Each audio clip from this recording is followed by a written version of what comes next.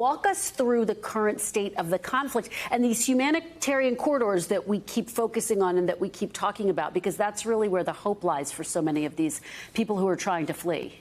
That's right, Kristen. What we're seeing is the Russians are still advancing on several axes.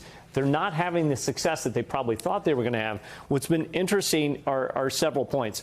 This is the convoy here that we talked about last week. It's been bogged down. It's still bogged down. And Richard was talking about in Kyiv, in the outskirts there, the Ukrainian military has been particularly good at bogging down that convoy because Russian armor is not supporting with ground troops around their armored convoys. Separately, though, you're seeing an advance coming in from Sumy.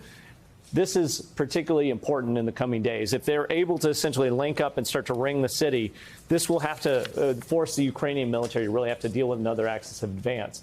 Important through all of this, though, is in places like Sumy and Kharkiv and Mariupol, they are going in and just destroying these areas, essentially creating havoc, using indirect fires and missiles. And this brings to the larger point. As Kelly was talking about, with the refugees, this is the refugees as they stream across out towards the east and south.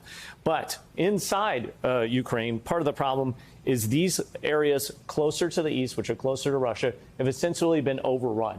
Now, Russia doesn't control these, and they have human population centers in their rear areas, which leads to essentially having dismounted forces or insurgents over time, bogging down all of their logistics in this area. These are the proposed humanitarian corridors the Russians had offered. You can obviously see how absolutely ridiculous these are. They're essentially saying, people in Mariupol, after we have bombed you for all of this time, we want you to potentially head to the Rostov region in Russia. Could you imagine what it'd be like to be a Ukrainian refugee to Rostov? That would mean also everybody that's left behind would be seen as a combatant. What I would also add is at different locations here, all of these are saying you can retreat out of combat zones into Belarus or Russia. Ridiculous. And this is why none of those proposals are being met with much seriousness. And as Richard said, just yesterday, we watched just horrifying video down here in Mariupol of civilians trying to get out of town. Yeah. So these citizens, the Ukrainian citizens out here, they have already been bypassed. They're in a dangerous situation. They really have nowhere to go. And I think that's where everyone's trying to figure out, how do we get aid to these individuals that are much closer to the Russian border over time, because they're in a very perilous situation. And I would also tell you this, Russia tends to use refugees, Russian ethnic refugees from Ukraine or Ukrainian refugees, as a disinformation and propaganda tool inside Russia. So that's something to look for in the next week. And this is a very precarious situation out here in the East.